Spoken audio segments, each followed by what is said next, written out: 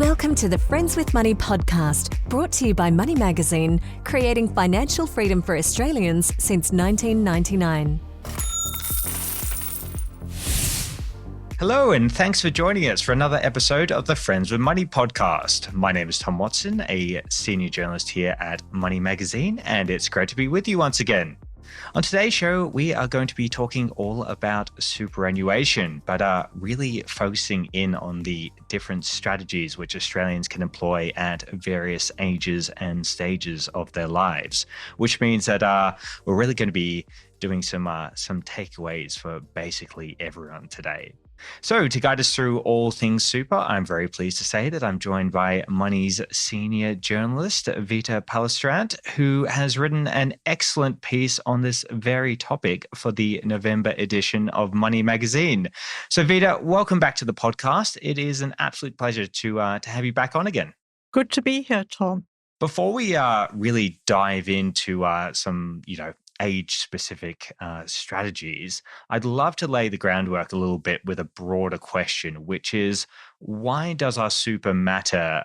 And I guess related to that, do you think a lot of us could be taking it a bit more seriously than we actually do? Absolutely. I think because super is compulsory and the employer puts the 10.5% in to the default fund on your behalf, people tend to switch off. They go on to automatic pilot. Now, that is one of the strengths of super, that there is this compulsory element to it. But, you might not be in the best performing fund. You might not know terribly much about strategies that can reduce your tax and boost your super. So being engaged from the very beginning can save you a lot of heartache later on. You really have to get with the program the minute you start. Learn about super. It is complicated. There's no way around it, but that's because it wants equity in the system. It wants to encourage you to save. And they're different limits, they're contribution caps, they're age limits, they're all sorts of things that you need to understand to maximize your super. Now, in fact, I went to our research department to see how it's performed since inception. Okay, so how did the balanced or default investment option perform? And the average return was 6.8%, so nearly 7% a year, every year since then. Wow. Now, that's going to beat anything you shove in the bank. It doesn't have any tax breaks. So it really is very successful at wealth creation. Now, the boomers haven't had the benefit of super all this time.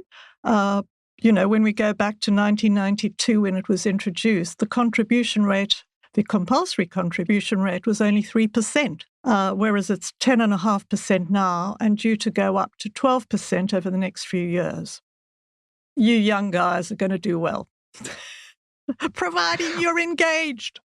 Well, that's it. Well, that kind of brings us perfectly around to the first kind of age group that we wanted to talk about, because I think it makes sense that we start off by talking about Australians in their 20s and 30s, who I guess are in the relatively early stages of their working lives, but may not have given a great deal of thought to their super just yet, i.e. me. So Vita, what's a takeaway or two that you came across while researching your piece for people in this age bracket in their 20s and 30s? Well, as a parent, I sort of have first-hand experience. People in their 20s and 30s think they're immortal and invincible and therefore don't have to pay too much attention. I think that's spot on. And that they'll catch up later. There are more fun things to do right now. But, if people are serious about their super, just making small contributions now means you don't really have to sort of find huge chunks of money later on, because over the decades that money is going to be in your default fund, it's going to be compounding year on year on year on year and accumulating quite a nice balance. So it makes sense to start then. The other thing is, I mean, the nice thing about super is it does all it can to encourage people to create their wealth and to make the most of it. And people in this sort of demographic are pretty much absorbed by buying their first home. That's very Yep. important to them. And as you know, prices have gone bonkers. Now, that's taken into account with the First Home Super Saver Scheme. You can make extra contributions into your super and then eventually take 50,000 of those extra contributions out, okay, that you've made. So this is over and above the compulsory element. Now, if both of you and your partner do it, the limit, the cap on it is 50,000. You can have 100,000 together between you to buy your first home. And the other beauty about it is this arrangement, the scheme, comes with tax breaks and a deemed earnings rate. The earnings are based on the 90-day bank bill rate plus 3 points, 3%, which is better than most savings accounts. So if the share market goes backwards, you're protected. So not only does it have tax benefits, and it makes you more disciplined about saving for your first home, it also has those safety measures. But as with everything, I think you have to check these things out, see what the rules are so you don't break any of them, and then set it up. But I think it's one of the things that this younger demographic are very focused on. Absolutely. And like you said, having that little bit of security with that deeming rate is good to know. It's something that I didn't quite appreciate.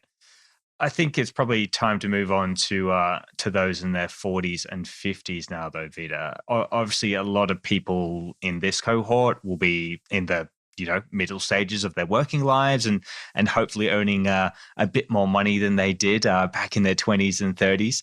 But when it comes to super, what's something that people in this age group could be doing or thinking about? Well, there should be sort of salary sacrificing more into super. It is a very demanding period because people still have the mortgage and they've got the kids' mouths to feed, and so Absolutely. it can become quite difficult. One of the more helpful strategies that couples in this sort of situation where they've got kids and all, and one of the partners is at home with them, not accumulating super, is to do a super split, an agreement between the partners that the one spouse contributes to both accounts. Well, it's usually the husband. But if they do so, they've still got to watch that concessional contribution cap. But it's a good way of making sure that the stay-at-home spouse doesn't fall behind. Interesting. I'd never heard of super splitting before either, Vita. So another good takeaway for sure. Yeah, and it's it at least sort of contributes to more equity, for both partners. That one isn't missing out, and that's a big thing for women, especially if they get divorced. Their super is pretty low because of child rearing and caring for elderly parents. So that is something that is good for both parties. What everyone should do is get onto the various calculators, either their super fund or the ATO has got one, and start working out at this point what you're going to need for a comfortable retirement, and how easily are you going to get to that sum to generate it. So to generate a replacement income, one day your salary is going to stop. A lot of people just can't even envisage such a thing. They think it's going to go on forever. And it's quite a stressful thing to realize that you are going to have to rely on that super that you've been contributing to see you through to your end of days. Pay for all the emergencies, the income, the works. And And as you said, I guess the earlier you start to look at that and start to use these kind of calculators That's to right. work that out, whether Absolutely. you're in your 40s or 50s, then brilliant. It's much better that you're shocked at that point than at 65. Well, that's another perfect segue to talk about people who are a little bit closer to their retirements. People perhaps in their 60s and above. So something that you wrote in your article, Vita, is that even those on the cusp of leaving the workforce have the scope to boost their superannuation balances. So I guess I'm interested in perhaps how people can do that and what else people in that kind of 60s and over age bracket may want to be thinking about when it comes to their super. Okie doke. So when people are in their 60s, if they resign from a job, any job, they can access their super and go into pension phase where the earnings are tax-free. That's terribly attractive. Ooh, It doesn't lovely. stop them from going and getting another job. At 65, you can retire and you can access your super and do what you like with it. You can withdraw the Mm, lot or you can put it into pension phase where the earnings will be tax-free and you can draw down, if you want, you can draw down on it. And once again, caps and age, this is where age limits and caps and all those sorts of things come in. So you have to be careful, and that's why I said earlier on, get familiar with the rules. So you can time things so you don't exceed things or you're not sort of locked out of doing something that will help you. mm. You can only put 1.7 million into pension phase. If you're lucky enough to have more than that, I was going to it's got to say. stay in accumulation phase where its earnings are taxed at 15%. The cap is 1.7 million currently. And actually, I mean, there are a whole lot of wealthy people that will have some of it in accumulation because 15% in accumulation, 15% is less than they'd pay outside of super anyway. Mm. So it's a no-brainer. So there are all these little, things that you can work to your advantage that you should really start getting on top of at the start of the journey. So something I should be researching Yes, now then, absolutely. perhaps. And actually, the more familiar you are with it all at the beginning, the better off you're going to make informed decisions. If you leave it to 65, honestly, it's in a way too late. There'll be things you wish you had done and didn't do. I think that's an excellent point. It's very easy sometimes to neglect something like super and like you said, get towards retirement and look back and think, oh no, I wish I'd known that. I wish I'd done that. You can't go backwards in time. Exactly. But before we go, Vita, I'm curious to know if there was any one tip, trick, strategy, or maybe a piece of wisdom that you came across during your research, which really resonated with you and might do the same with everyone listening. I think it really gets back to being on top of it, for example, with the seniors, where time is critical. They could join something like National Seniors, get familiar with that, find out what everybody else is up to. And Mm. often people do regret not having acted earlier. But I don't want to end on a dismal note. I mean, super really is terrific at wealth creation, and it offers you all sorts of ways of boosting that balance. There are too many to go into here because rules do apply. But if you know about them, you can use them. Wonderful. I think it's a lovely place to end, Vita. So we'll call it a day there. But thank you so much for joining us because it's been a real pleasure chatting. Thanks, Tom. It was great being here. And don't forget that you can read Vita's piece in full in the latest edition of Money Magazine, which is on sale right now. You can also browse through even more articles on everything from superannuation to property, including from both Vita and myself, by heading over to moneymag.com.au.